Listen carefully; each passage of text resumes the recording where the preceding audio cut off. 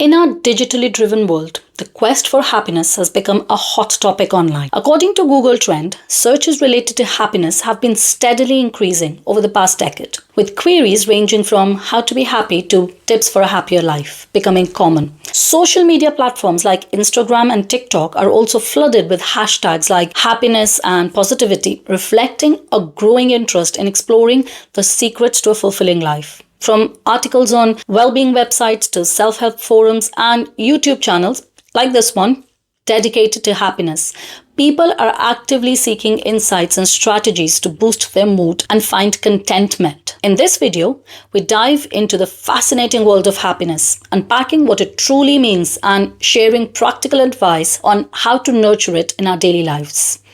Hey there, welcome back to the channel. If you're new here, I'm Nidhi.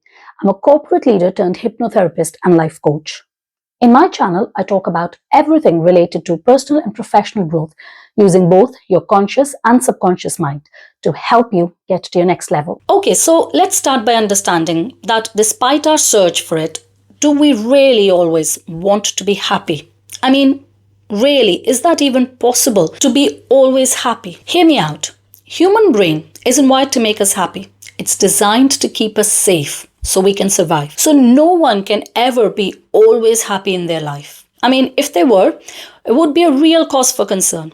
Let me explain. There are conditions that can cause individuals to experience exaggerated or persistent feelings of happiness or euphoria. One such condition is bipolar disorder, specifically the manic phase of bipolar disorder. During the manic episodes, individuals may feel intensely happy, energetic, and euphoric. Also, certain neurological conditions or brain injuries can lead to changes in mood regulation, potentially causing individuals to experience persistent or inappropriate feelings of happiness. It's important to note that while happiness is a normal and healthy emotion, persistent or extreme feeling of happiness can indicate underlying medical or psychological issues that may require evaluation and treatment by a healthcare professional. Even some drugs can induce feelings of euphoria, relaxation, or pleasure initially, which might be perceived as happiness by the user. But I'm sure you wouldn't want to turn a drug addict to feel always happy now, would you? So now that we know being always happy isn't healthy or practical,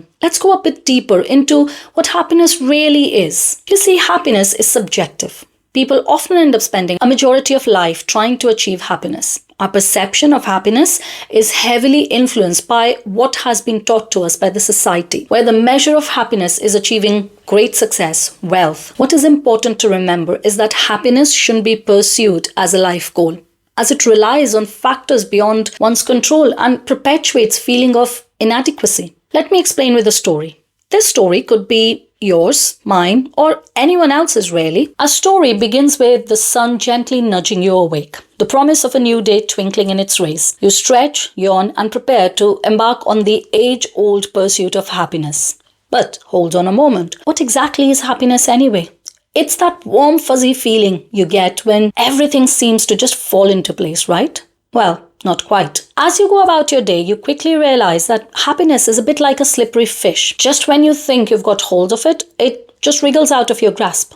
Why? Because it's as fickle as the wind, as changeable as the weather. Consider your interactions with loved ones. One moment you're riding high on the wave of laughter and connection, but then someone shares their struggles, and suddenly your happiness just takes a dip. It's like walking a tightrope in a storm, isn't it? And let's not forget about those external influences that love to throw us off balance. It's not just about bad weather or traffic jams here. It's about the deeper, more profound challenges that life throws our way. Think about the pressure to succeed, to meet society's expectations. It's like carrying a weight on your shoulders, constantly reminding you of what you should be, rather than allowing you to embrace who you are. Or consider the relentless pursuit of material wealth and status. It's a race with no finish line, leaving you perpetually chasing after happiness like a mirage in the desert. And what about the fear of the unknown, the uncertainty that lurks around every corner? It's like navigating a maze with no map, never knowing what lies ahead.